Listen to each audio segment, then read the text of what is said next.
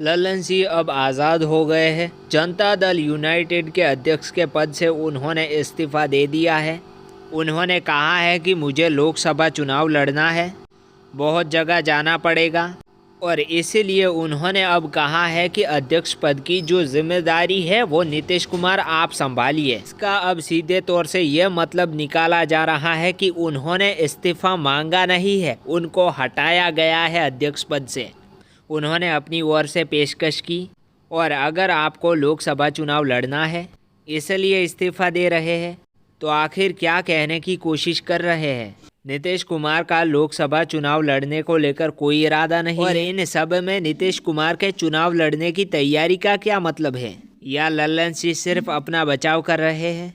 BJP और JDU की alliance तुड़वाने में लल्लन सिंह की एक बड़ी भूमिका थी और ये बात खुद नीतीश कुमार भी मान चुके हैं कि लल्लन सिंह और विजेंद्र यादव दो लोगों ने उन्हें समझाया कि ये अलायंस जो बीजेपी के साथ अलायंस जेडीयू का है उसे तोड़ देना चाहिए और फिर से आपको आरजेडी के साथ गठबंधन करना चाहिए और फिर उन्होंने कर भी लिया। लेकिन अब नीतीश कुमार को पछतावा हो रहा है और ये पछतावा उनको हमेशा से होता है। अब वे फिर से बीजेपी के साथ एनडीए के साथ आना चाहते हैं और ऐसा हो भी सकता है क्योंकि राजनीति में कुछ भी असंभव नहीं होता है। नीतीश कुमार का फिर से अध्यक्ष बनना एक बात तो ये है, का मन तो बीजेपी से अलग जाने का नहीं कर रहा था लेकिन इन दोनों ने उन्हें अलग किया और अब एक बार फिर से बीजेपी से समझौते का रास्ता खुल चुका है। लेकिन इस बार बीजेपी की शर्तों पर उनको शामिल किया जाएगा और बीजेपी की सबसे पहली शर्त होगी कि नीतीश कुमार आप मुख्यमंत्री नहीं बनेंगे। बिहार के इतिहास में पहली बार ऐसा होगा कि भारतीय जनता पार्टी के मुख्यमंत्री होने का रास्ता खुल गया है। ये तब होगा जब नीतीश और बीजेपी के साथ कोई समझौता होता है और नीतीश कुमार को भी मुसीबत इस चीज से हुई कि आरजेडी के करीब जा रहे हैं लल्लन सिंह। इसको लेकर नीतीश कुमार नाराज हो गए। उनके बीच में तो महागठबंधन है और वो करीब जा रहे हैं, ये तो पार्टी के लिए काफी अच्छी बात होनी चाहिए, लेकिन दरअसल संबंध तो अभी बिगड़ रहे हैं। अंदर की बात यह है कि गठबंधन में मन नहीं मिल रहे हैं। नीतीश कुमार लालू प्रसाद यादव को छोड़कर अगर बीजेपी के साथ आते हैं तो